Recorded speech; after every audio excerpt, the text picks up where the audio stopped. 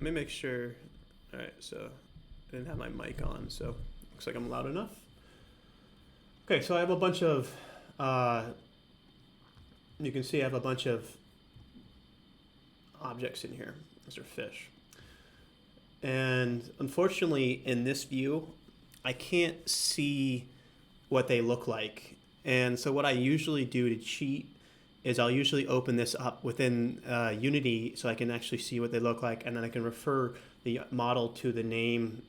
Some of them are obvious, like we know an oyster is going to be an oyster, but some of these things, if you didn't know, like saltwater fish, you wouldn't really know what you're working with. But I'll pick something that's pretty generic. So I like working with really extravagant, pretty colorful saltwater fish, like a butterfly fish is actually a fish I've had, or fluoride butterfly fish, which we'll use this one here. So what I need to do first is that this is an FBX full file. And so we need an OBJ so we can create an OBJ sequence to bring it to After Effects. So this is really, there's a few ways to do this, whether you're using Cinema 4D or Maya. I will mention I prefer using Cinema 4D over Maya for this stuff, and not that Maya is what I learned on a long time ago. Maya is kind of the king of all 3D programs, at least it used to be, in terms of if you learn on that you can do it anywhere. But it is kind of overkill with some simplistic functions and things you need to get done. So that's why stuff like Cinema 4D and some of those other 3D programs I use just seem to be a little bit more straightforward with what you need to actually accomplish. And also I will note that Maxon, I believe, has a partnership with Adobe, if they don't own them, to where they've integrated Cinema 4D Lite into After Effects. So the workflow between 3D objects and After Effects for motion graphics is pretty streamlined, similar to what you'd use for Premiere and After Effects, where you create a timeline sequence and then you go into After Effects. So that's kind of why I use that workflow. Well, with that being said, I don't have Cinema 4D licensed on this computer. I have it on my other computer. So I can't use the plugin I would use, which is called Riptide Pro, which allows you to render out OBJ sequences. So what I did was I found a similar plugin for Maya. And it does the same thing. It's a free open source. It's actually a script, and I'll show you how that works because I learned how to use it the other day for the first time, and it works really well, straightforward. It does exactly what you need to do, and it allows for you to bring in the OBJ sequences into After Effects, like I said. And just to show you what something like that would look like, if I come in, this is a discus fish, the one I just had open here. And if you see, this is what it gives you. It just basically gives you, if I go to list view here, and I sort by kind, it gives you a numeric layout sequence of the 3D OBJ. And now this isn't, an OBJ is a 3D model, not an image. So that's very important to note in terms of working with 3D in real time, because it means you can actually turn the 3D model within the rigged animated sequence it's actually working through, which is really, really cool. That's something that I've gotten really excited about using a lot in game design and game engine motion graphics, After Effects. It's a lot of fun because essentially it's like the very beginning steps of getting into like character animation. Now, obviously, when you're working with like Pixar and DreamWorks type stuff, the rigs and the facial structures and all the intricate stuff they do in a character is far more advanced than what I'm going to show you here. And it's a whole different level, but this will give you an understanding kind of how character structures and rigs work. And the beauty is you don't really have to rig anything. You just have to have the rigged object and use it and filter out using a 3D engine to bring in After Effects.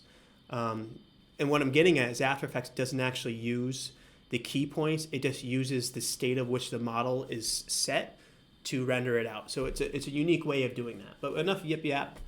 I will go ahead and just show you what I'm going to do here. So we're going to open up Maya.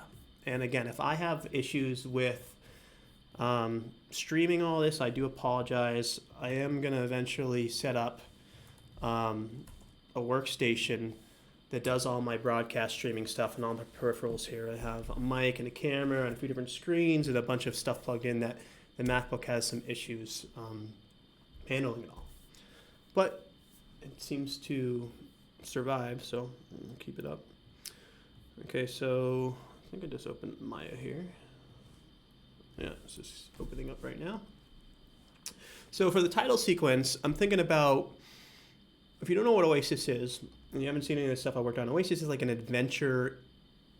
I don't want to use certain brands to explain it in terms of just legally not hurting myself, but it's I got inspired by stuff like Indiana Jones and adventure type relic hunting stuff and themes and movies like that and games to create Oasis. And it was my version of a geolocation relic hunting game to where you can travel around the world and find really cool relics, collect them. And with all the stuff happening in the world, I've postponed a lot of when I'm going to release the geolocation aspect of this. I just showed a little demo last year over the holidays. But sometime this summer, I'm hoping to release the full version geolocation-based relic hunting game with all the relics and all the fun animals and characters and stuff for people to enjoy. And there's not really any end goal to this. Obviously, I would love people to use it and say it's cool, but the biggest thing I've learned in the past few years of creating a mobile app like this is how hard it really is to do on your own, even if you have the knowledge and skills and experience of learning all the different technology and the creative and the 3D and the servers and the hosting and the cloud migration. It's just the mental capacity it takes to facilitate and run it all. It's spread me really thin. So I've tried to step back a little bit and focus on really key milestones that I reach every few months. And then when we get to that point, if I think it's good enough, then I move on to something else. But I'm not worried about this succeeding or failing in life. It's really just a way for me to express my interest and share stuff I love to do with people, and hopefully encourage and excite younger or older anybody to get involved in this kind of stuff. I will also note this is a very hot market right now, the VR and the AR, with all the stuff going on in the world with social distancing and virtual networking. Getting into this industry to be able to educate or entertain or express some kind of value in data in a visual form is a very powerful thing.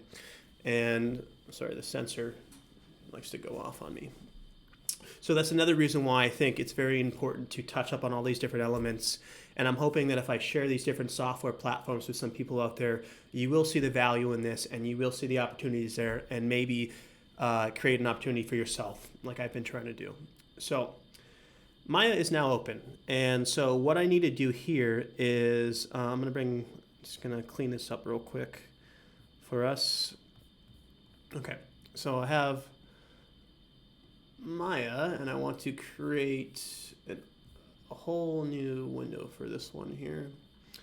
And yeah, my computer's having trouble as I thought it would. There's no reason why your computer can slow down. It could be a matter of just the amount of RAM needed to run all these programs. It could be a graphic or a CPU issue. It could just be the bandwidth from the internet, which is causing delays and stuff. So unfortunately, when you're doing this kind of stuff, you got to think about all that, which is why most people have workstations or gaming stations when they stream, because it can handle all the different processing there. So I'm just going to go ahead and enlarge this. And this is Maya, if you don't know Maya. If you want to learn 3D, they do offer student educational platforms, and then you can eventually purchase them for very expensive subscription prices. They charge like major animation studios that guys like me are like, whoa, that's a lot of money. Okay. So we need to import this FBX. So I'm just going to import the FBX I found. And one thing I didn't do, which I need to make sure I do, is I need to make sure I actually copy that, like I said before, to the desktop. Now you can see the way this is organized, the materials in different folders. So let's take what do we say we're going to do? We're going to do and once we get this set up, it'll be pretty fast going through these here. I could just copy and paste them. I said I want to see it was the something eye butterfly fish, wasn't it? Let me see if I can find that. I just want to pick a 4-eyed butterfly fish. Here we go. So I'll just copy this. I won't drag it because then I'll screw up my game my Oasis core if I took that out of there. Okay, so, and it should have copied it over. And it's copying it to a different screen there, so I'll do that. And so the other thing I'm gonna do is I'm gonna go to my materials here. I'm gonna find the materials I need for this. And this is where I'll go into a different view here. And, these are named really weird. I don't know if this is something that the person who licensed this did. It doesn't look like they're named very well. But I do see a four-eyed, you know what? That's wrong. We don't want material, we want textures, I'm sorry. So if I go in here and I go to my textures and my animals, that's where it's gonna be. And then go to my list. And here you can kind of get a feel for what they look like. So if I were to enlarge these, oh, not that one, it's the icon one right here, the spacing. You can kind of see what the textures look like. And I won't get into UV mapping in this video, but you can get a feel for what the fish are. So the one I'm working with is this really cool looking saltwater fish. It's butterfly fish, butterfly, blah. And I've actually had a lot of these fish. I've had one of these butterfly fish in my saltwater tank. It's a beautiful, really cool fish. Had clownfish. So by using this for Oasis, I'm also going to make some mini games. I'm going to make a little AR fish tank app where you have like a sandbox where you can have fish swimming around. I'm doing that soon. And a lot of other mini projects that will eventually come out. So let's find our four-eye fish here. It's going to be under F. Okay, so you just want to make sure the meta files, I don't know exactly what they are. I think they're just like holding data and information about the folder. And the only reason I say that is because I know they get generated when you put in something. If I were to delete this and then open it up in Unity, it will create a meta file for that again. So it's something, it's information about the image that I think relays to the game engine itself. But I could be wrong here. Okay, so I also just want to make sure that I'm not missing any of these, so I have to clean up by kind. Let me just do list view. Okay, so we got the three. Okay, it looks like there's only two of them.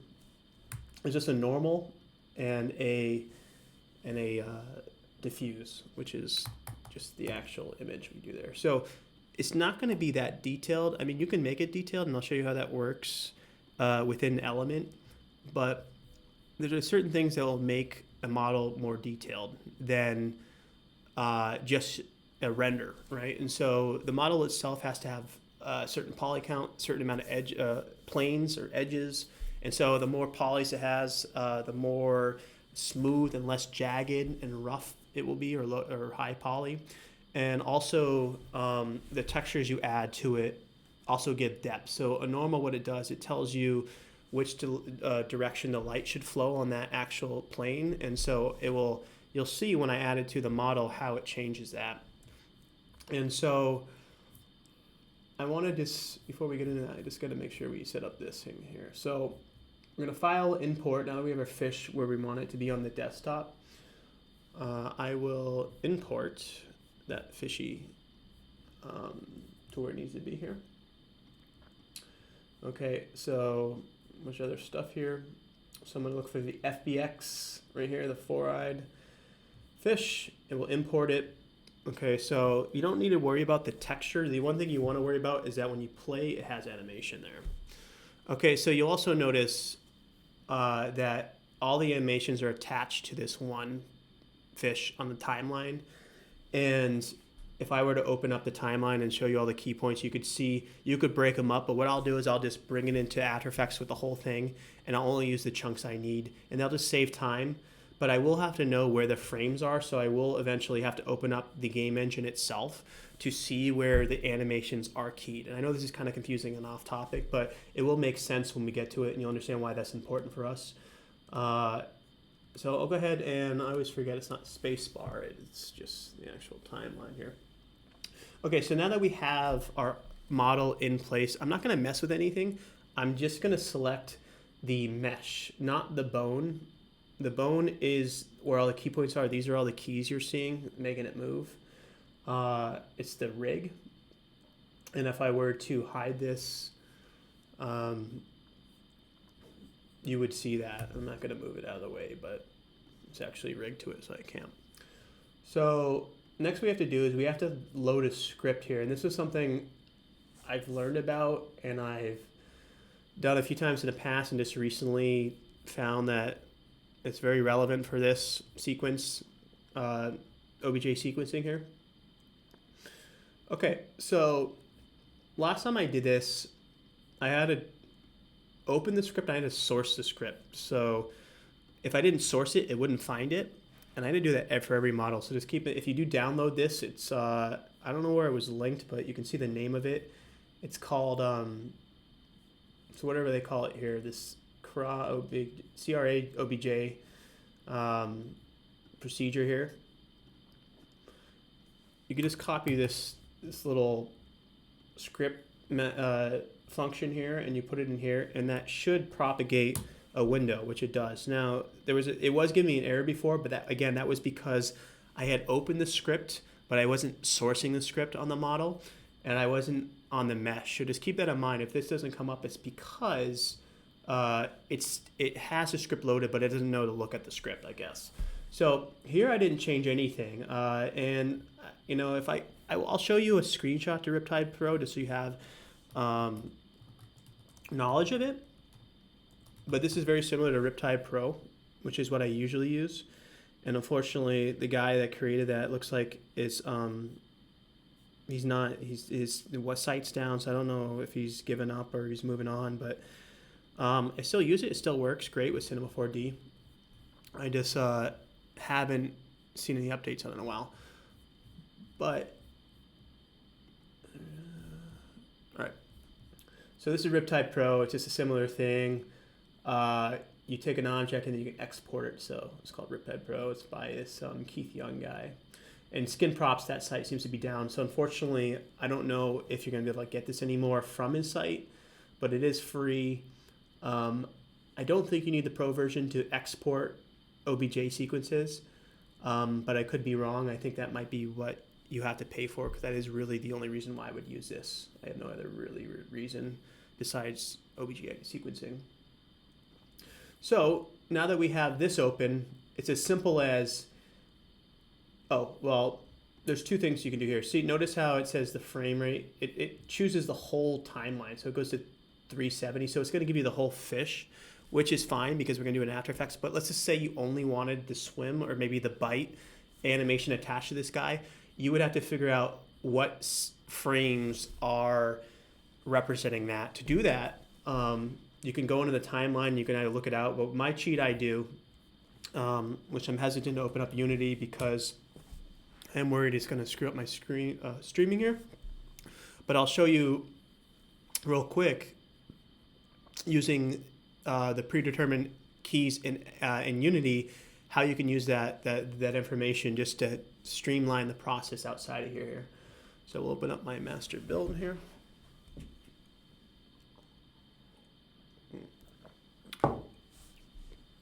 And it will take a second so that works. So we'll just continue doing this.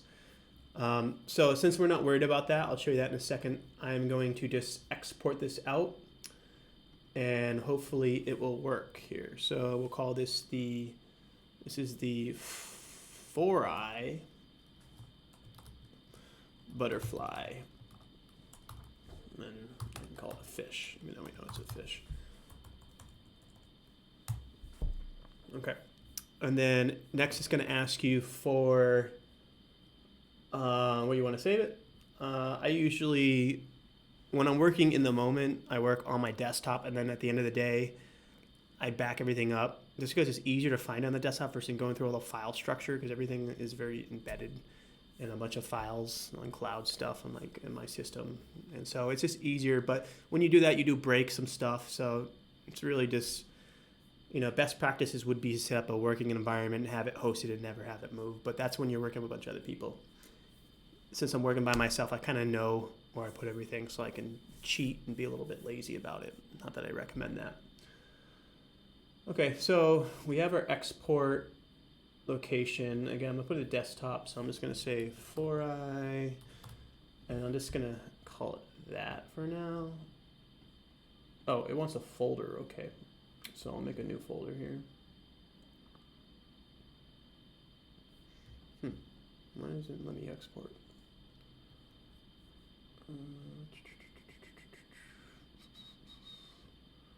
Okay, so we don't have to put anything here actually. I take that back. You just have to make sure it's wherever you want to save it. It will make a folder that is that will save to there. It won't let's put a bunch of different objects. So you can see it's going to be right here. So there's my 4i. You can see the numbers. I don't know if you can see that, but they are slowly going up because it is rendering out the sequence. One thing I did notice about this, which I don't know if it's still doing it, it would get this specific script is that when it was done sequencing all the frames out, it would still be loading and it would actually bog down the system. So I'd have to close Maya, but it doesn't look like it's doing that this time. It could have been just my computer that was acting up. Okay, so that now we have these OBJs. So that's really all we need for After Effects, and then we can just take this texture and this normal and put it on the model, and then it's very interesting how it does this because it kind of does the reverse of what Maya would do. All right. So, okay, I got my Unity up, but I'm gonna go ahead and just hold off on that for a second and just put it over here to where I can show you later what that's doing. Okay. So now that we have our OBJ sequence, I will show you how we set it up in here. So you do need, if you want to do it this way, you do have to use Element 3D. And just for the sake of not linking this stuff, I will just show you where to get this. So Video Copilot, not that, but has been Andrew Kramer. I'm sure a lot of you have heard about Andrew. He has been, there he is right there. He is a FX guy in SoCal. He's taught me a lot about After Effects in his tutorials. I've taught a lot of people a lot of stuff, and I owe a lot of my interest in what I do now to his free tutorials and a lot of the resources. So I'm very thankful for this guy and people like him that give away knowledge and skills, because it really gives you opportunity there, and that's what I'm trying to do in return on a different level, my level. But what I meant to show you was in Video Copilot here, the products Element 3D. This is the plugin you can buy that is an alternative to using like a Maya or a Cinema 4D or something else to render. And you can animate in real time with the render quality, which is the key thing here. Most 3D modeling or 3D engines, like you have to render out stills or render frames to see what it looks like. In terms of workflow, this is just super fast. The downside is you aren't going to get the detail realism that you're going to get with something using like Cinema 4D or Maya, where you're using like RenderMan or V-Ray or some of these render engines that do a really good well of ambient occlusion and using light caustics and all that other stuff. So we have a composition here. We have just a path, which I'm not going to show you yet what that's doing, but essentially, so we're going to move something on there. We have a camera that we've added, and I have a background which I've added just for fun, but we may not use that. That's just something that a PSD I have. The important thing here is we have a solid that I've created with a plugin on it, and you notice that it's just a blue solid, but when I add the plugin element, it will turn it into a 3D layer. So once you drag this onto your solid right here, E3 element 3D layer, you can now open up the element 3D window, and you see I actually have a model here, discus fish, that is a 3D object that does have animation to it when I frame, when I go through the frames. And this is where we can actually take out just the swim sequence and we can loop it to where you're not seeing all the other sequences, and it will make it look like a swing around essentially. But this is old and I copied this over, so I'll delete that. I also notice I have a plane in here, and the plane is so I can put a shadow on the object. And because it's a fish swimming around, this may actually not work as well as something else, but I'll show you somewhere where it does work pretty well. So I have a raptor sequence. I was playing around with this earlier, and I may not be able to put it in the full render view because it just takes too much. Yeah, it's already freezing up on us. Don't freeze up on me. All right. Be careful. But you can see there's a little bit of shadow on him, this guy, and then and he's also, it's going through its different frames there, but it's not moving. It's just it's animating in place, and then I would animate it moving along the thing. But you can see it gives you a little bit of shadow from the ambient occlusion, and that's what that plane is doing there for us. And so if I go in the first raptor here, I'll go into raptor 1 and show you what that looks like. So what I'm basically doing now is I'm bringing in a bunch of different Oasis characters separately, getting them rendered, getting them in place, getting them textured, and then eventually I'll bring them all into one big sequence and do like a cool storyline. Maybe I'll do a fly through and create an environment or a storyline, or like a fantasy scene or whatever you want to call it. For the game. And so to do that, I have to set everything up separately, so it doesn't, so I can make sure the computer can handle all this. And then, this kind of keep things focused in terms of the mission at hand here, what we're trying to accomplish. But if I go into my raptor scene like I did, we have an element scene set up here, and I'll show you. This is our raptor, right? And our plane, if I were to turn off, if I go in the material and I go all the way down here, the matte shadow, that's what it's essentially. I forgot to mention this, but the plane, you have to make sure on the layer that has a matte shadow effect, or this toggled, and then so that what that gives us, it gives us the shadow, but not the actual plane. And I'll try to show you what this looks like real quick. It's gonna take a second.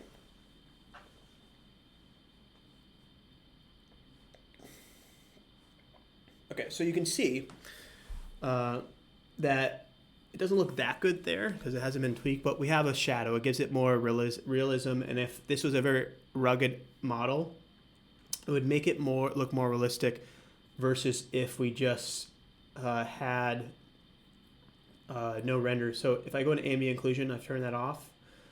You can see the little bit that it's doing for the shadow right there. And that's a big part of why we use those shadows, and specifically a lot of these render settings, which I'll get into after we import it. I won't talk about those just yet. But with that being said, I've set up a few different scenes. This is actually a butterfly, not a butterfly fish. And the cool thing about this scene is that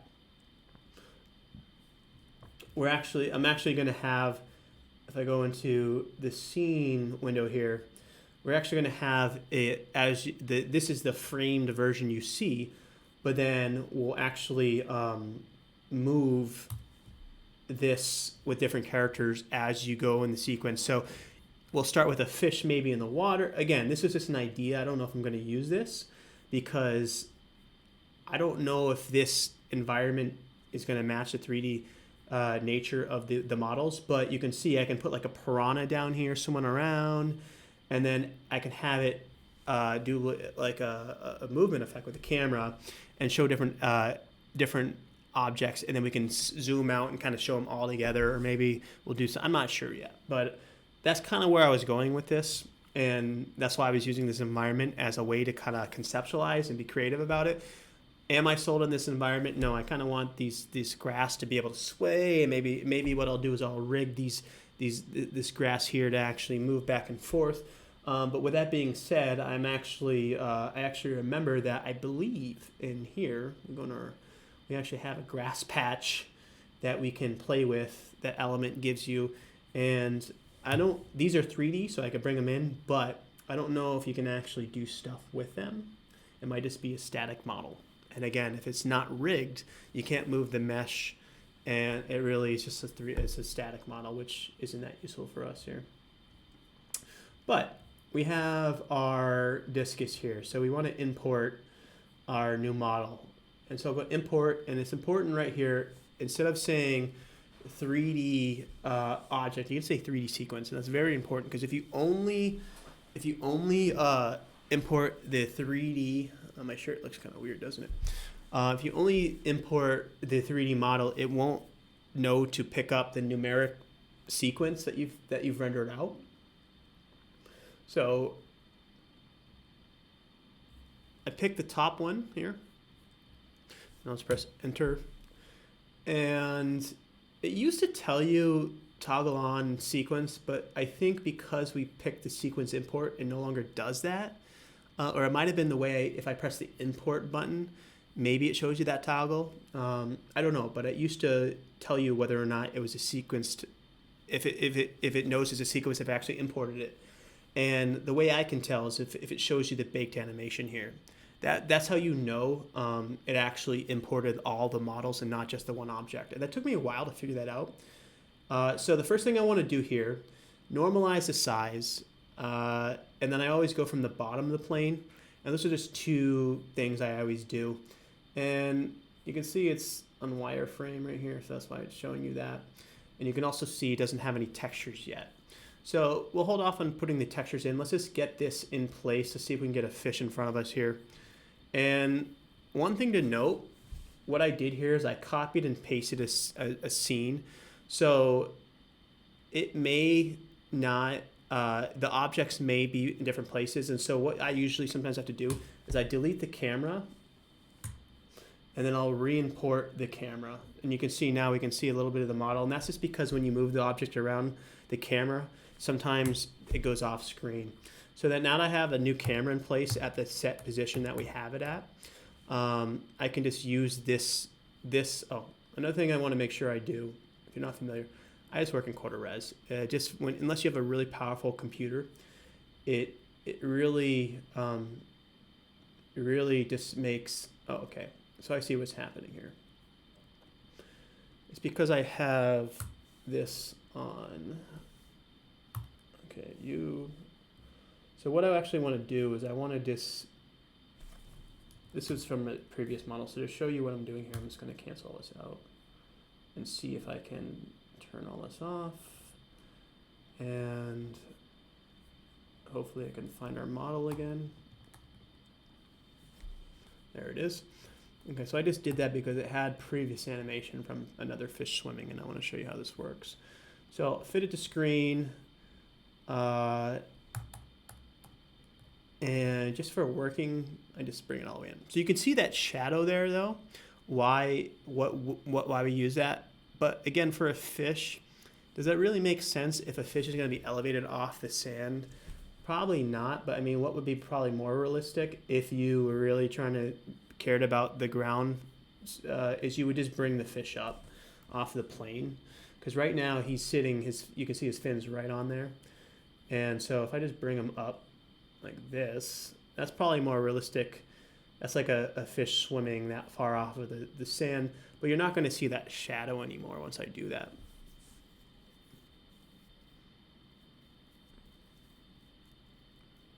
Okay. Yeah, see, it goes away because it's not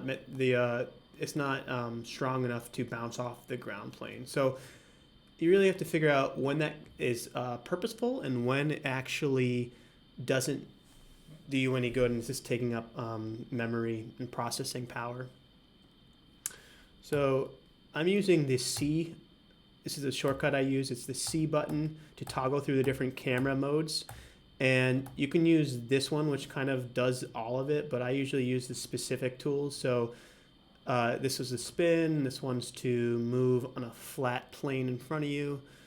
And so, so I wonder why there's it's slow here. Come on. There we go. This is the frustrating part on MacBook. I don't know if I feel like the system can handle what I'm trying to do. Okay, so that's good enough. So we have where I want to be. If I play it, it should. The computer's just having problems using all this stuff at once.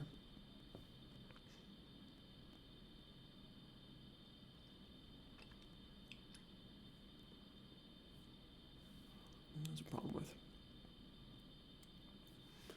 Okay. Let's see if I can try to speed this up a little bit.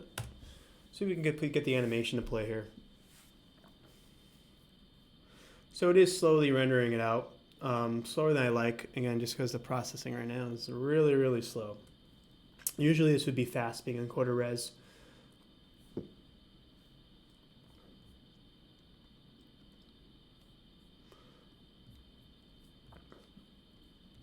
And part of it is just because Unity's open. Let's take a big, if I go to my power here. Well, I guess I can also turn down my display brightness, just as that's part of the issue there.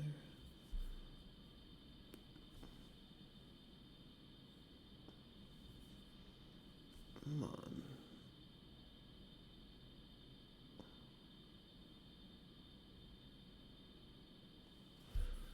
All right, let's see if that helps. You know when your computer is not charging that you're probably using too much stuff at once. It just kind of hangs out at whatever percentage it was at, which is funny.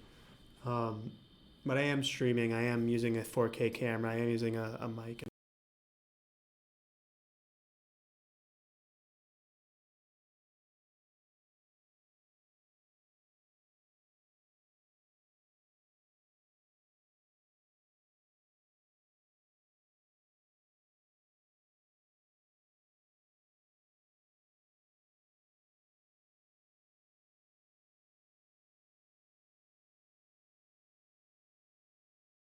And a lot of other stuff, so I'll give it some forgiveness here. Okay, so we have our, I'll show you the animation after. So now let's just get the texture set up. This is a pretty straightforward process if you're familiar with texturing 3D models. There's only two files we have. There's also usually, there's usually like specularity, specular, there's also bump maps. There's all other kind of files you can use to create realism in a model. Because these are computer gaming models, it's all about size, crunching down size. So really all you need, or all you use, is a diffuse, which is going to be what you're going to see. And also what I'll do here is I'll just remove the materials. So this is going to be, I'll rename this. It's going to be our shadow, or matte shadow. So I can even call that matte shadow here. And that's just a plane that gets this attached to it when you toggle that. And this will be, what I usually have to do is I'll create a new model, a new material, and I'll just drag the new material on this, because sometimes these have other settings from whatever it was from the game engine, and it won't work. So let's start from scratch. And again, if you click over to the right here, or I forget how you do it, sometimes it's, okay, yes, delete that. So now we can just select our model, we'll go in our diffuse, we'll load our texture. And again, this is where if you don't have a preset location, it default goes to the video copilot folder in the docs, as you can see. But for now, because I'm kind of just doing this quickly, I am, oh, there's another thing I'm gonna do. I gotta convert them to PNG from Targa here. And so we'll do that real quick. And I will minimize that. We'll open another program, which will help us processing wise, but we'll see. So we have to, unfortunately, After Effects doesn't know how to interpret, or maybe it's not After Effects, it's Element doesn't know how to interpret a Targa format. And so we have to convert it to something it can understand. So all I did is I dragged those two into Photoshop here. And it's a simple, easiest way to do it. Export QuickTime, PNG, same exact place. And again, if you're trying to have properly set this up, you're going to have this all in a folder somewhere to where it doesn't break these when you move them around. Because I will have to relink these in Element if I move this project somewhere else. So just something to know. Okay, so we just did that pretty easily. And I'm pretty sure it did save those to where we need them to be saved. You can see there's our PNG version. So now we can go back in here and you can see they come up. So then we'll just pick this color 20. I'm guessing that's what that means. Usually it's called diffuse, but this person called it color this time. You can really see that we have our color. It's wrapped nicely, UV wrapped, and we have our animation on them. So already if I just open it up in here, it looks better, right, with the texture on it. And the coolest thing about this is that it's not an image, it's a 3D model that we can now animate within After Effects with lighting, with all kinds of cool stuff, and bring it to life for a sequence here.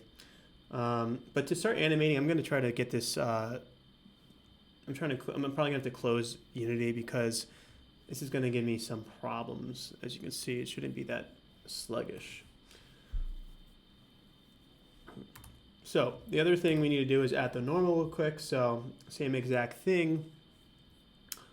You go here, you go to, and again, these are all different files to make it more realistic. And I should say you could probably get a pretty realistic model for cinema quality if you had a model with all these different things in it, like occlusion mapping. We're just using normals and diffuse here. So I shouldn't say that this is obsolete from Maya or Cinema 4D. It's just a little bit more simplistic in terms of what you're accomplishing here. So you couldn't really see what it did there. Sometimes it's hard to tell, but sometimes you can really see if it works well. But the normal map will just give it more depth. And a cool one I'll show you that really works well that I was playing around with is this Yeti right here. This is like a fun model in the game, in one of the levels here. He's in the snow level, the Winter Valley. You can see what the ambient occlusion does if I turn that on and off and I look at him. If you look at his fur, what it does, see if that will, or not the ambient, the normal map. So it gives it, see how the shadows become emphasized right there? That's the value in using a normal. And an occlusion map and all that will also do that stuff, but we are essentially using occlusion render settings instead, so it's another way. I'm not sure how they overlap or how they work with each other. So I'll go ahead and close this out. Close other panels and group.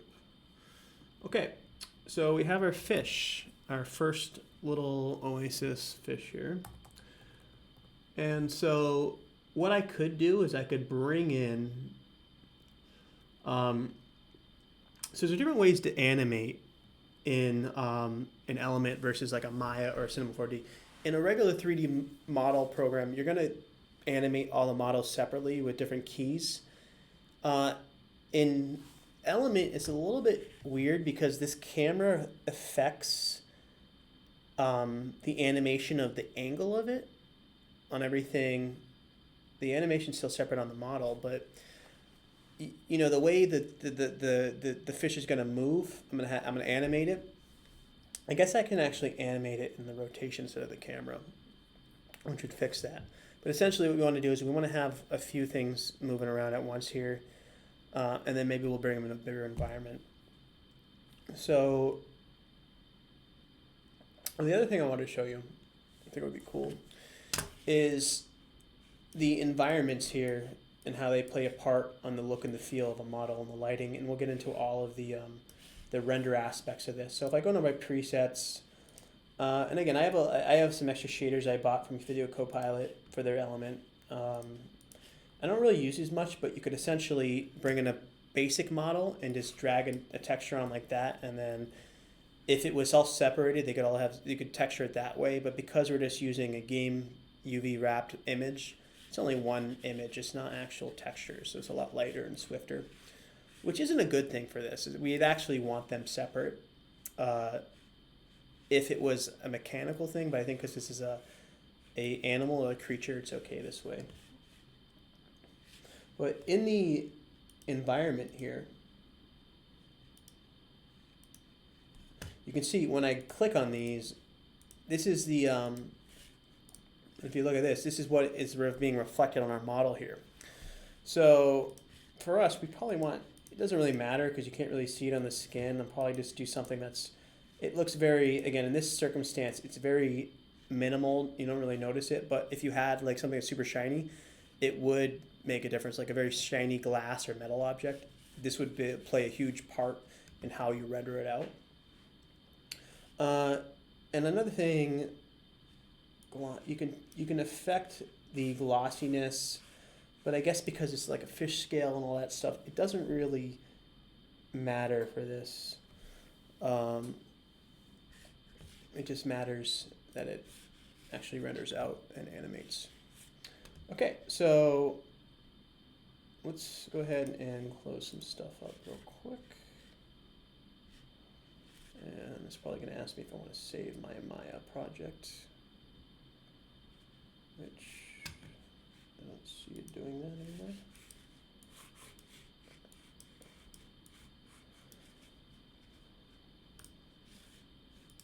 I just want to be able to show it in real time, play with this without it being bogged down, which unfortunately is what's happening from all this stuff, so I had to close some stuff here. Another thing you can do, you can purge all memory. And, okay. That's why. So,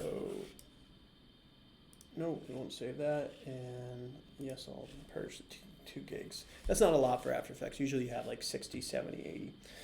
Okay, so the other thing we needed to do, which is why I didn't want to close Unity yet, is we have to figure out where the swim animation starts and ends, like I said before. And if you just had only the swim animation, you wouldn't have to do this step. But because we rendered out the whole thing, you're getting a bunch of different animations. This is like a bite animation he's doing there. You can't see it, but you can see his little beak is open up here. So what I can do is I can cheat this by going into my Unity, wherever it is, and this is a different scene project altogether. So I'll go to my build settings. I'll actually show you how this works. I'll go into my deep sea, which I think has some of these here. We won't save that.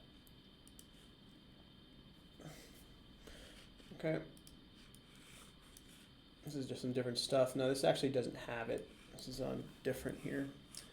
But does it matter? What I want to do is I want to find the 4-eyed butterfly fish. And this is where you can pull the wrong model or screw stuff up. One thing you don't want to pull the prefabs. You see I actually have a prefab model. You want the original model here. You want the one that, see this one right here. See, this is the FBX model. It's not the OBJ. It's the same one I'm using, but this is the one that is in Unity, so I can see how the animations are broken up.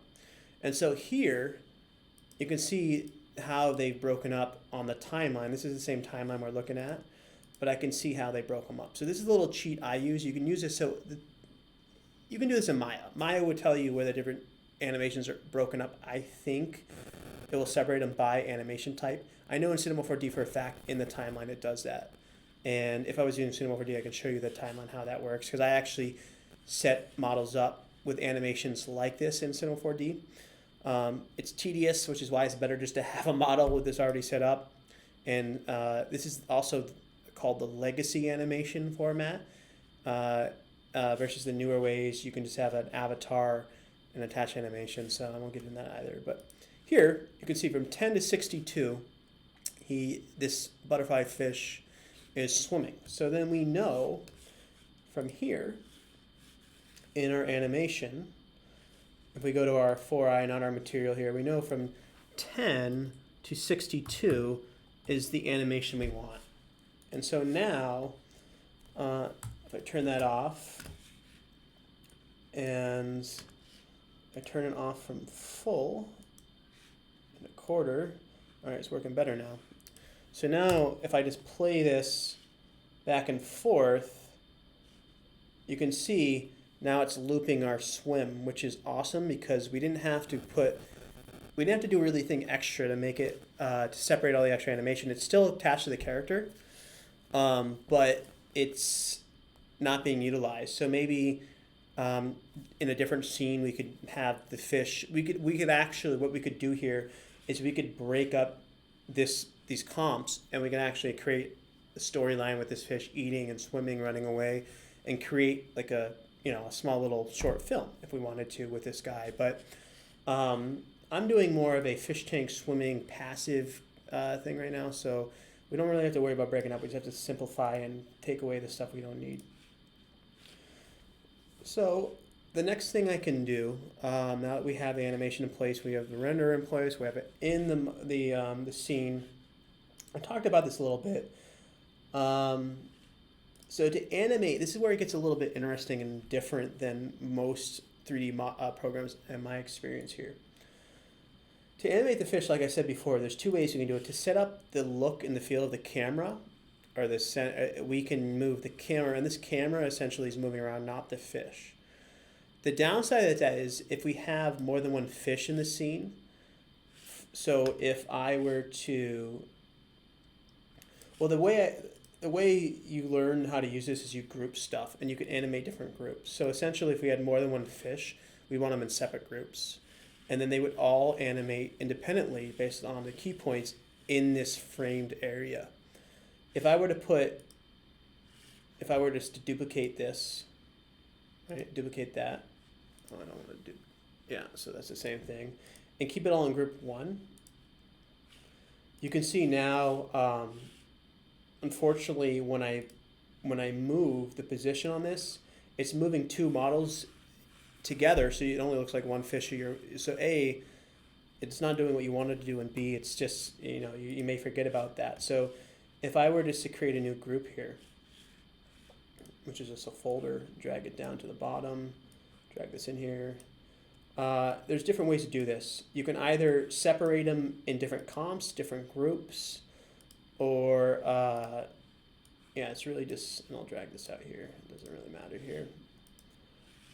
So now if I take group 2, right, and I go to the particle position and I just click here, we should have a different fish show up, I think, unless I did that wrong.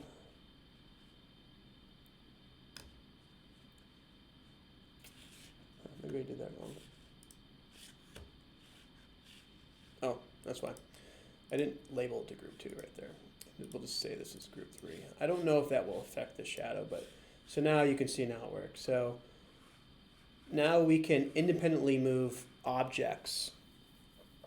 Now you can also duplicate this layer and then have different layers this way. I think this is actually more efficient in terms of processing because you're only using one system element plugin versus multiple ones. I think. I don't know. I mean, and obviously Video Copilot people would tell you if that's true, or anybody that's good at this or uses this a lot. But I think using the different groups is a better way to go in terms of processing.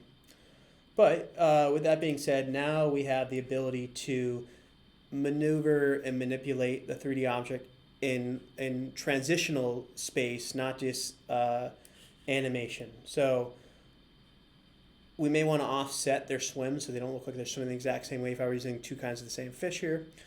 But we're not going to do that just yet. We're going to use different kinds of fish. So what I'll do here is I'll bring in one more fish, and I'll show you a different way of how I do that. So we can have a couple of different fish swimming around, and maybe we can bring in some corals and create an environment for this fish part. And then, like I said, what we'll do is once we have this comp set up, this mini comp of just the fish part, maybe we can bring it into a bigger scene and have it all flow throughout the sequence and create a storyline that way. I kind of want the title scene to be 3D depth too. I don't want it to be from top to bottom. So I may just have it have depth, and I may have you like kind of travel through an environment, which will take a lot more time to set that up. But it may not happen all in this video. Definitely won't. But we can start the right direction going there. So the other method I use for creating or pulling from 3D objects, and let me just pull up something that's a little bit more inventory. Thumb generator. Okay, so this is something that's cool that I'll show people real quick, and I'm kind of jumping all over the place, but if you're in the gaming Unity After Effects world, this is all going to be important to you. And if you're just into one of them, it may also be kind of important because these are scripts I found that are very useful. So this scene, the whole purpose of this scene is to create rendered stills from the game, like pulling from the game transparent, which is usually really hard to do. And what's very powerful about this is we can do this with particles, we can do this with anything in the game engine, to where you don't have to worry about keying stuff out. It just makes it transparent. So it's super. So here I just have a clownfish, which is pretty, so let me get something clear here. We're not gonna actually take the OBJs from here. I'm just showing you a way to render out images, sequences here. And then I'll show you how we choose 3D models here. But if I go into my, where is it? Master assets. That's why it's good to be organized. And then I'll go into my visuals. No, it's the wrong one. Not the visuals, the particle elements. Open these up. Fortunately, you can't see the particles usually, but I'm just going to show you how this would work here. And I'll drag this in here. I'll drag it on the 3D camera. And importantly, I'll just make sure it's zeroed out so we don't, so you know where it is. Okay, and then I'm pretty sure you can't see it because it's not in front of the camera. There we go. So I use this circle just as a way to see it without it being rendered, because in Unity it's very interesting. It doesn't show you particles unless you are on that. It'll render it out, as you can see there. Or if you're playing, it'll show you everything here. But you can see this is some kind of, fireball electric charge thing that we have here as an element. So what I want to show you here is just how this script works. It's pretty cool. So I'm going to set up this in the framework I want, and keep in mind that it will render out whatever this game area size is, the image. So if you want it to be rendered out as a square, you have it like this. If you want it to be rendered out in a sliver, you do it like that. But the important thing here is that you have a few things different than what you usually have here. There's this script I have. It's called a screenshots script, and I'll just call this orb. And here's where we render out the transparent comps from the game, which is super cool. I'm going to go 60 frames a second. You can go 30 to 60. At least 30 is usually what I do. And then 3 seconds would be 180 because it's 60 frames a second. So we're going to have 3 seconds of this orb.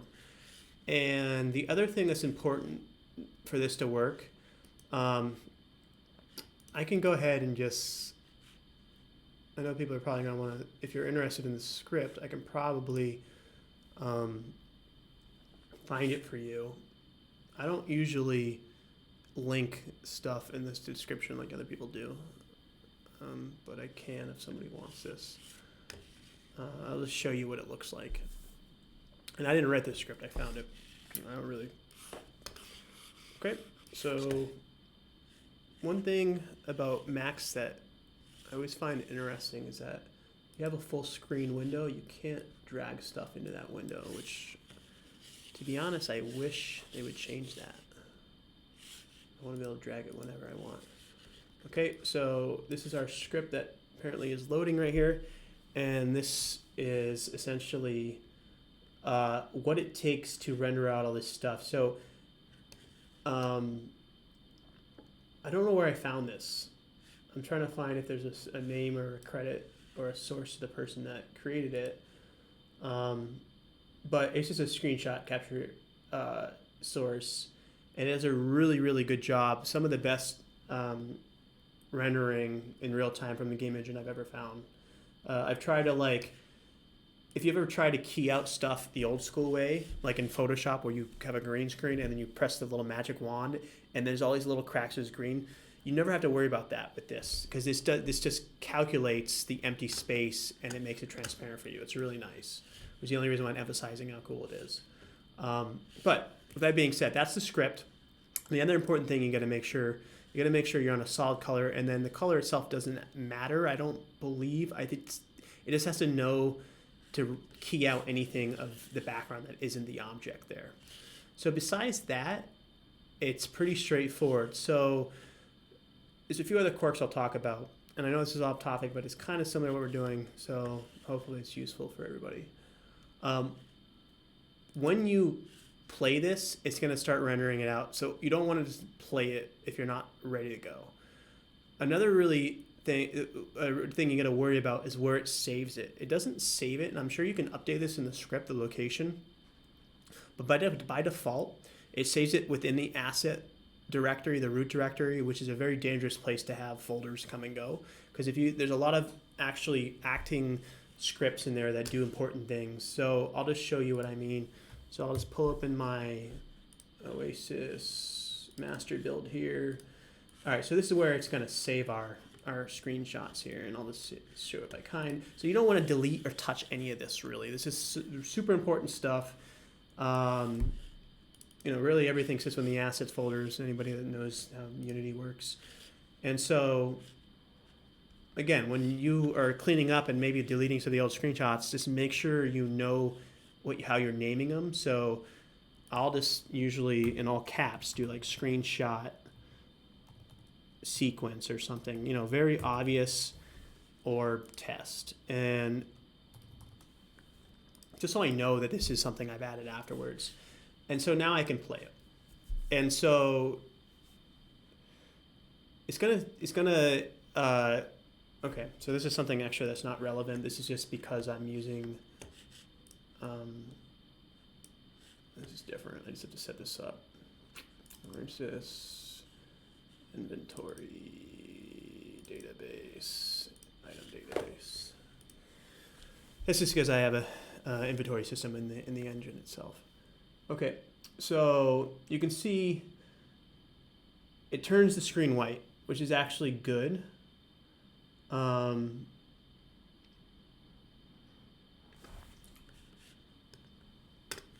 I think it is rendering stuff out. Yeah, it is. It's just really slow. And I want to make sure you can actually still see it. It doesn't look like, yeah, so in the camera view you can actually see it's working. This, it has some weird render in real time. It doesn't really show you what it looks like.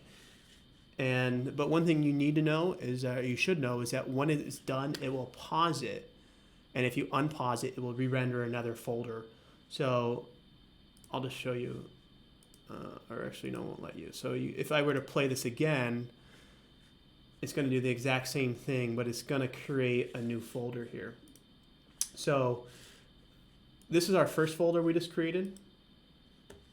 And as you can see, hopefully it worked like I said it would, unless I didn't have it set up right. So yeah, so we have our orb here, and I forgot to remove the circle, so that got rendered out too.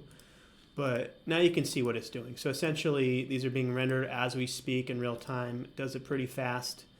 And so we're getting, if I were to open up one of these within Photoshop, we're getting the transparent values. And what I'll do also here, just so you can really see it, is I'll just add a black background to this. It's hard to keep up with how Photoshop keeps on changing on me. There's a paint bucket. Okay, so it doesn't look, obviously that's not very in depth, but you can see the value there is that it's only rendering out the particle effects, which if you were trying to key this out in Photoshop using this, if I had merged these like this, right, and I was trying to key this out, that's what it would be like every frame. So you can see the value there. So that's all I really wanted to show you in that sense of this plugin I use. and I use this a lot for when I'm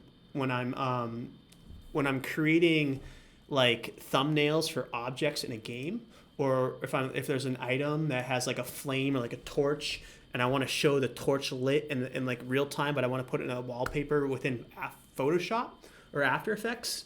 Like for instance, if I want to bring it in here in one of these sequences, that's when it becomes very, very valuable, because then now I can have a flame transparent, maybe not in this scene, that I can put a separate background in, and it keeps it very clean and professional.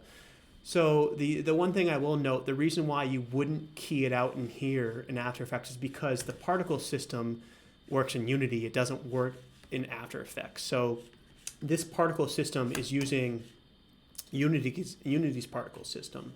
It's not using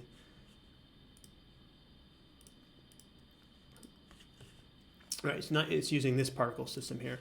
After Effects has its own particle systems, and if I type in particles, I use trap code, which is not on this computer. It's on my other one, which is a red giant stuff. And I use a lot of red giant plugins, a lot of stuff here that it's a whole different system, and they wouldn't work together. So you could technically use a flame system here that would be completely differently separate built. And for instance, I actually have this particle builder. This is a different thing I have here. See this little fire tab? I think some of these are free here.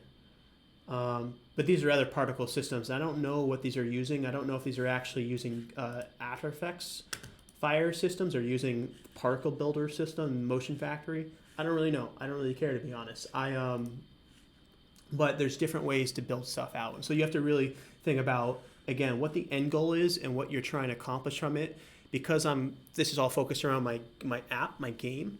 I want everything to be game-centric. I want to pull from the game and bring in After Effects and use After Effects as the frosting on the cake, so to speak, to make it look more vibrant and clean and more production valued that you're not going to really get in the game engine. So that's the reason for all this stuff.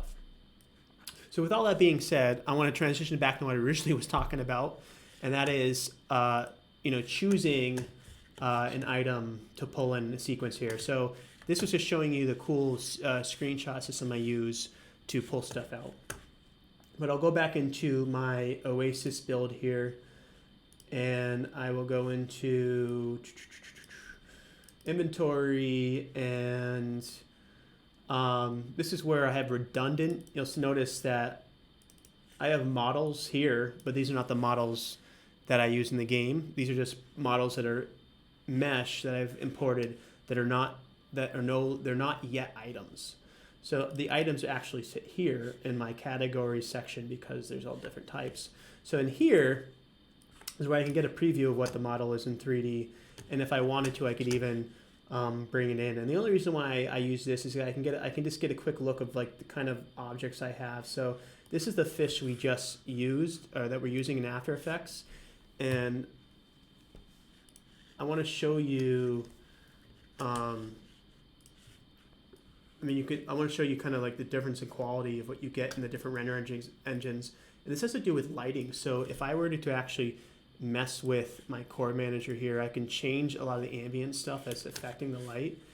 And let me go ahead and just delete this too. We don't need that. But you can see why it's cleaner and better in After Effects, in my opinion, or at least I shouldn't say it's cleaner or better because I'll probably piss some people off. But in terms of the workflow of the animation, creating a title sequence, it's easier here. This is good for if it's rigged and it has a brain that tells it to an AI wandering script, which is what I use on a lot of these here. So because these are not wandering, because I'm going to animate paths, I don't really need to use that there. So that's the reason for that. So I think the other cool thing we can bring, let's bring in another tropical fish here. I really like this butterfly fish a lot. I like it. I used to have one of these guys. It was one of my favorite little fish. It was beautiful. So I think we're going to do this one. It's another butterfly though, so maybe we'll change it up. How about like a clown triggerfish? So you can see the texture quality, and again, it's hard to really tell in here because it could be being compressed in Unity, which we won't compress it in After Effects. But you can see the texture quality there is a little pixelated, but it's still good enough to where if I play this, which again will create another folder, which I shouldn't do, but I'll just show you.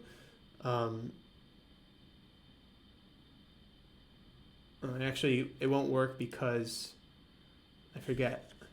These guys have gravity attached to them, so this rigid body is causing them to fall in empty space. So what I would actually do is I would delete this if I was just using it for this. So I won't do that. But what I can do is I can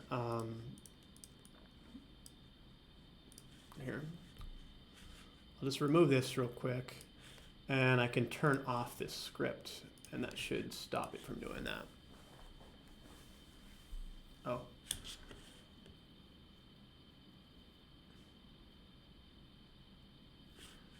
Okay, so now it should just swim like a normal fish would, right? Okay, and then I can redrag in. I dragged out the wrong one. So where was that fish I wanted?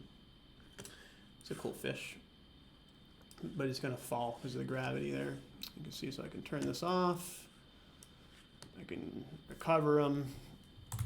He's back at home right there. Okay, so what I was trying to show you is that the texture quality could be improved probably, but it's good enough. And also the speed at which they're swimming, we may want to tweak the speed at which they swim. You can do that by extending the timeline really easily. Even easier in After Effects, which again is why I'm very pro After Effects for a lot of this stuff. But there you go. So, oh, you know what would be cool? Let's do a lionfish. Lionfish will be really good because there's a lot of ambient, there's a lot of cool lines here. And we'll probably get a lot of cool ambient occlusion between his spikes right here. You can see though the textures aren't the best, and I'm very interested to see what that's going to look like in After Effects. So the way I am going to do this, and this is what I search lionfish here, and again, this is if your workflow from Unity into After Effects are doing something similar to what I'm doing. This is how I would do it, just so I don't screw anything up. I would search within my Unity for all the lionfish here because there's a bunch of them. These are thumbs I've rendered out. Like these are the thumbs I used creating this this script right here. And you can see it does a nice clean render. But then we want to make sure we get the FBX right there. So then here, now that I know where it is, I gotta be very careful. I'm just gonna say reveal in Finder. Okay, it's gonna give me the location of this lionfish. And remember last time we had to do a couple things to get it working. And I think I'm gonna have to actually open up Maya again, which is another thing we gotta do. But I wanna make sure I copy this out. I don't drag it out because then I can remove my lionfish and all the other lionfish from my game. So that's a very, very important thing that you make sure you do correctly. And if you don't think you're gonna do it, then don't do it this way. Okay, so it keeps on saving it to my other screen, so I'm not sure I have it. So there's our lionfish FBX we need. And then so like last time, we'll go in our textures and same thing. I'm gonna save out the lionfish. Oh, okay, so it's not the metas, it's just gonna be, and you can see these are actually JPEGs, and that's just because it's a different pack. Or I purchased this license from a different person, so I don't actually have to convert these, which is a step. So it really just depends on the model. But if they're big, you may want to just make them crunch them down anyways. So these are our two. We have a specular here, and we have a color here. I don't see a normal for the lionfish, which is interesting. But maybe you can actually, oh wait, no, here we go. Here's the normals. So, okay, so it was just, this one is a TIFF. So for some reason, you have to convert that. Which, if anybody knows why they would make them separate, if there's a reason why you do that. I'm guessing it has to do with compression formats. So I'll just quickly save that out. Desktop. All right. And yep, saved it. Okay. So we have our new normal we need. So now we have 3. So specular is just going to give us a little bit more depth in terms of the coloration and the luminosity and stuff like that. So I'm going to open up Maya again one more time, and hopefully it won't bog down the streaming. Streaming seems to be working a lot better now.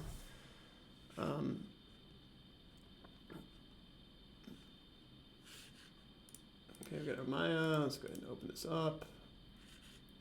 Full screen. And file import. And my desktop. Let's look for our little lionfish guy here. Okay, I'll select the mesh, which is just called default here, and I'll F to zoom out. And I'll option spin. I'll test to make sure the animation's in place. And it looks like, yeah, so the speed of these are really fast, right? And that's just because I don't know if they time this one, but it'll be really easy to stretch out the keys proportionally. And I'll show you how to do that too, if that's like a really fast swim effect. I'm not really sure what it's going to look like in the After Effects engine here. Okay, so same thing we did last time is, and I'll show you, I'll try to replicate this error because this happened to me a few times and I just was going crazy about it. Scripts. So what will happen is you don't reload the source script, which I wasn't doing. It looks like it's loaded, right? And well, it is loaded. It's in here. And you take this procedure here and command copy, because then you right click and Maya does the weird thing here. Okay, so it did work that time. So unfortunately the error didn't work, but sometimes I'll have to reload it like I said. So I guess it didn't have to do it that time. So again, this is all fine. Oh, yeah, so this is what I'm saying. So nothing to select, and I thought I had that selected. Okay, so I did. That's a different error. That was just because I didn't have the mesh selected, but you'll also get one that it's not loading it properly, or it can't find a mesh object. So let's call this lionfish, right? And we want our Mr. Lionfish guy to save to the desktop. Doesn't need a directory. Desktop's our directory. Okay, this is the that timeline you just saw there real quick. That was the thing that was like freezing up before on me. So I'm glad it's not doing that anymore. Okay, so this is a pretty straightforward sequence. It's pretty small, only 120 frames, which tells me it's only going to be a basic swim sequence for us. And just for the sake of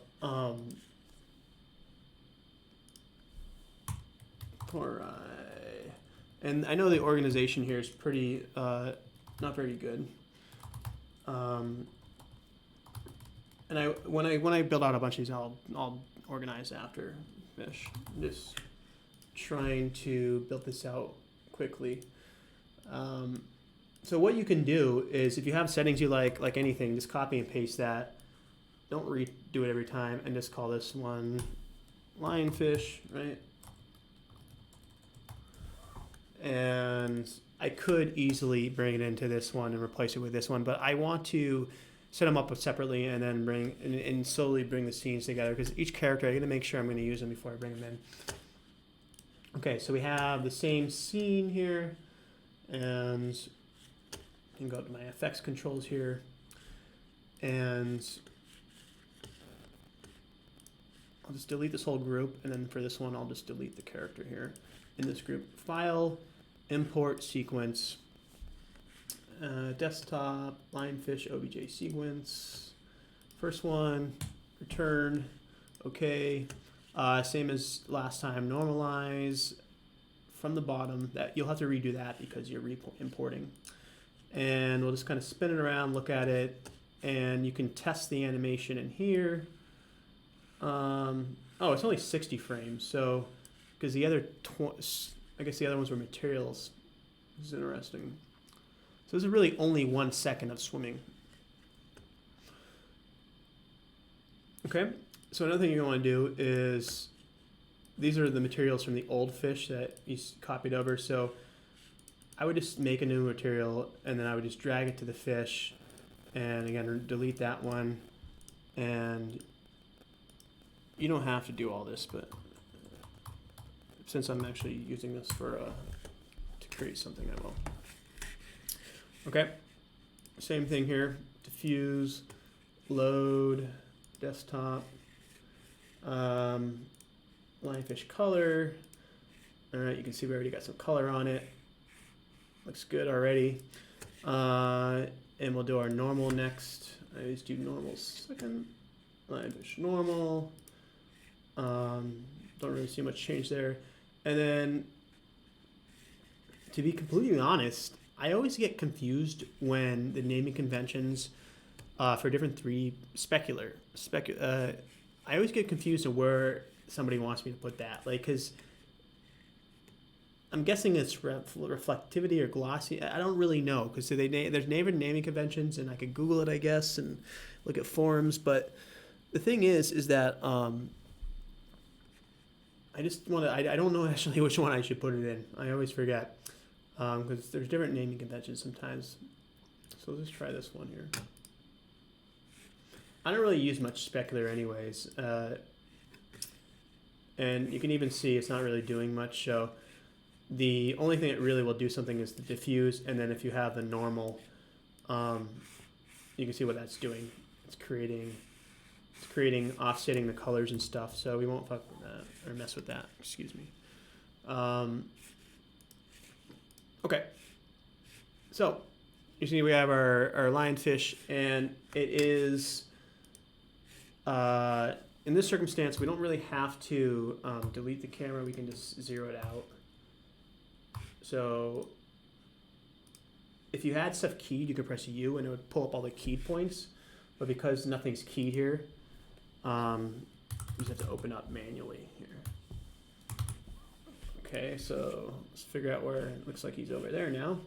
So now I zeroed it out. I can just, again, do the same thing I did before. And usually what I'll do is I'll do the zoom out first. What's going on here? Is it freezing again? Maybe I'll make a new camera. Where's our lionfish? There he is. So sometimes you just have to figure out where he floats in 3D space. So again, nice and center for us. And once he's centered, I'll just zoom in as much as I can, right? Just to get a nice clean crop of him. So he looks kind of bright, doesn't he? But you can already see the ambient occlusion. I thought it would be more in the fins. You can see it like right there. But another thing you're noticing that's not working is the transparency that it should have, right? Or does it not have transparency? We got to go in our Unity right here, and let's look at what's happening. Okay, so I guess it's not supposed to be transparent. Sometimes with textures, they'll key out the negative space different ways. So sometimes you'll have to have a PNG with it transparent. Sometimes it will just know to key it out. But I thought that was not right, but it looks like it's okay. One thing I am noticing is that this is very bright. It's almost like bleached on his face. You're losing a lot of colors. So I'm guessing that's because the element, the lighting I have set up here is what it was for another model. So it could be a few things that's doing that. I think what I did on another model is I went into my lionfish, I think right here. This also needs to be, let's just make that sure that's 100 still, if that's not the reason. All right. Yeah, I thought I had turned this up, but I guess I didn't turn it up. So again, let's just change this to 100. Works. Tab it.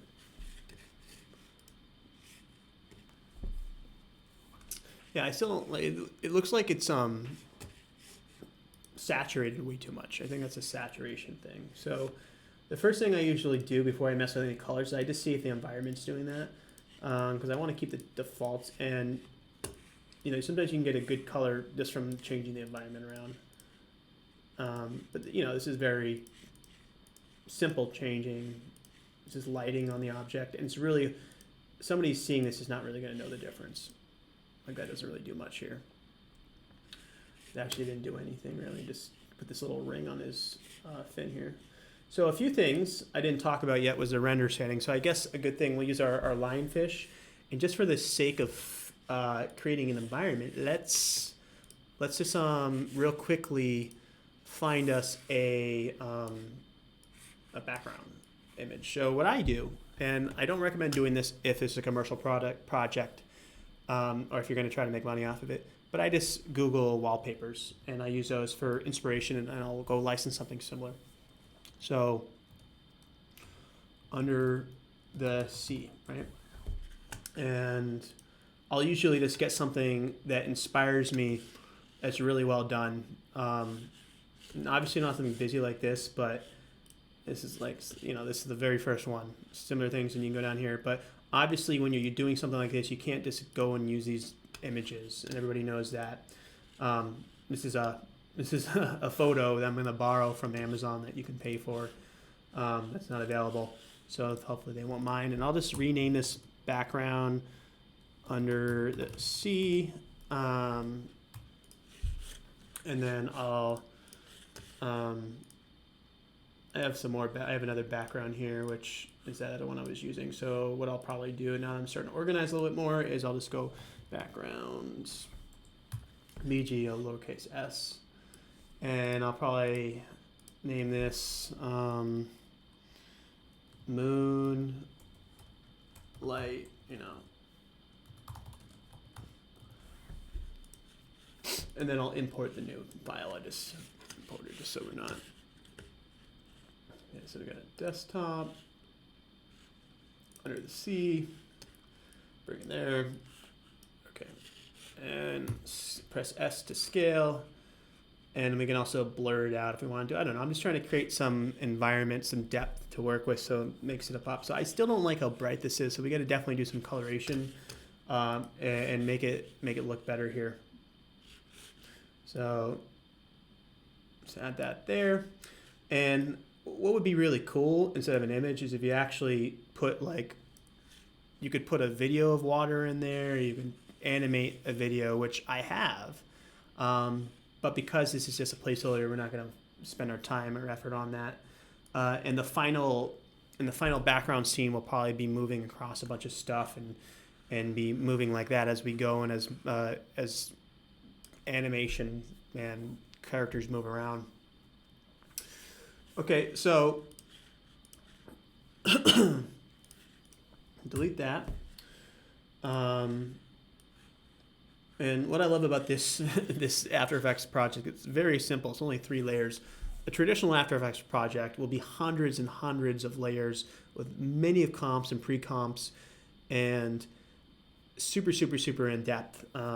So this is a very basic function we're using After Effects for. We're simply using it to render out 3D stuff and create 3D objects that we can play with.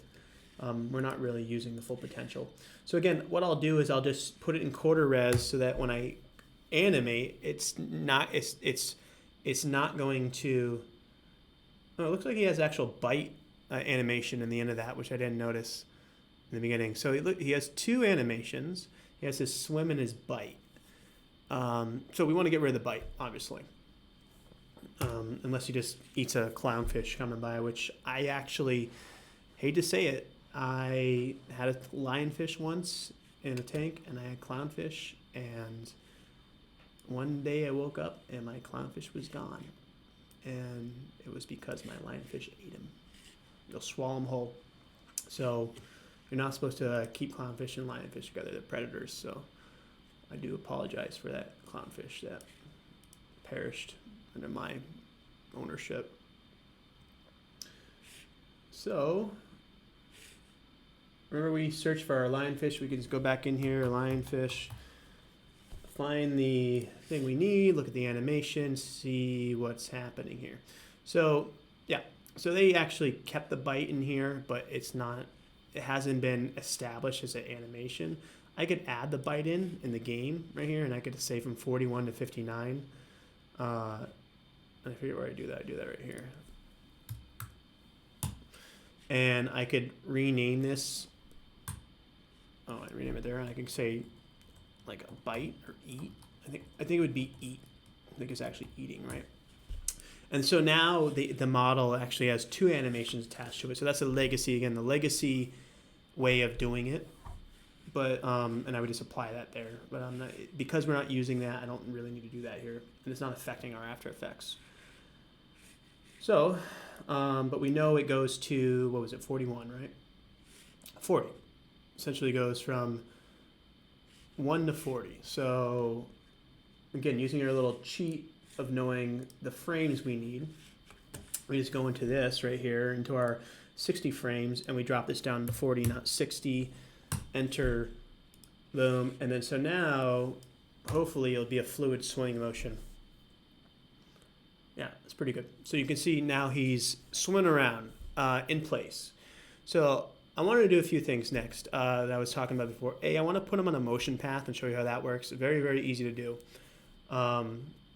It's kind of tricky knowing where to do it. Like, it's one of those things where it's not hard, but you have to remember where to drag it in, and I'll show you how that works. And then we want to work on colorizing and kind of making this lionfish look a little bit more realistic and less 3D as much as possible. And we'll do that with the render settings, with the lighting, with the shadows, if that's something we can do. And we'll see how that works. So let me just check real quick and see how long I've been streaming for here. All right, so I've been streaming for almost an hour, 40 minutes. So I'm probably going to stream for another 2 minutes, take a break, and then I'll come back later with an additional part 2 to this. So hopefully it's something of interest.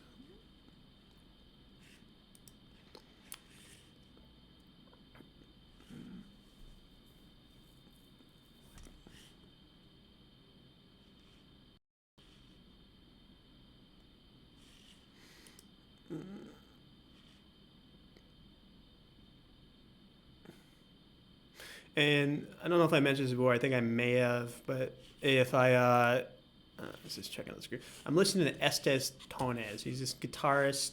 He's known for like the Jesus guitarist. I just saw him on YouTube once, and I like working to this guy. Let me show you who he is. If you don't know who he is, he's a very talented Russian. He's a Russian guy. That the story is that he lived in Europe and he went to Hollywood and he was given a guitar, and he's this famous video on YouTube, but it's very relaxing music. I usually listen to a lot of like dance production music, or not, like clubby EDM stuff when I work for the production, but I find that this is actually a nice alternative. It's soothing and different, and this is a cool guy. He's kind of he always has an incense in his guitar, very hippie centric. Cool dude. I support the love. So, all right. So we have our fish sequence here, and I haven't really figured out how I want to animate. I think what I want to do is I want to keep the camera directly on from the side view like this, and I want to animate the lionfish using our key points up here. So for instance, I can rotate him this way, and if I were moving him, I could move him that way. But what we're actually going to do is we're going to use a motion path, and we're only going to rotate him and allow the path to create the animation. So that way it looks like he's swimming around in the area, and maybe we can have him going back in the distance, and then we'll mess with scale. I'm not really sure about the best way to do it yet.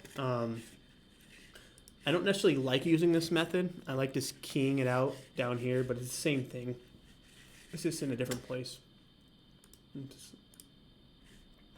So before we do that, though, let's try to like create a little bit more of. Let's make this render a little bit better. Here. All right. So you can see when I'm in full resolution how slow my computer is, and that's just because I'm not using a very I'm using a MacBook Pro graphic card. It's you know it's a nice computer. It's a flagship model, but it's just not to be able to handle all this stuff. And so if you're really getting into 3D stuff, gaming engines, you really want a Power PC or a Mac Tower or something that can handle the juice that you're throwing at it. And so just keep that in mind that I'm pushing the limits. I always kind of do that with my work. I've always been pushing the limits on this stuff using the hardware to create it. And eventually, if I get more resources, I'll buy a $30,000 Mac Tower or something like all those big production companies have. So in render settings, to come down here, there's a few things we can look at. First thing, like I said, is just the lighting. This is preset lighting that you can use to change.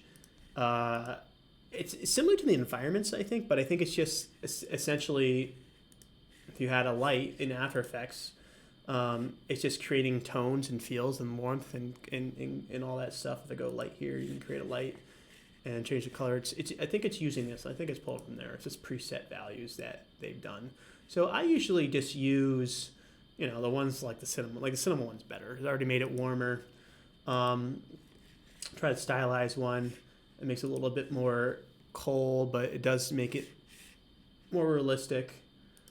Products probably not be good for a fish, but it's a small little stuff. So can you really tell the difference? No. I think for me what's more important, not necessarily the coloration, but it's the shadows and the ambient occlusion that makes it look real.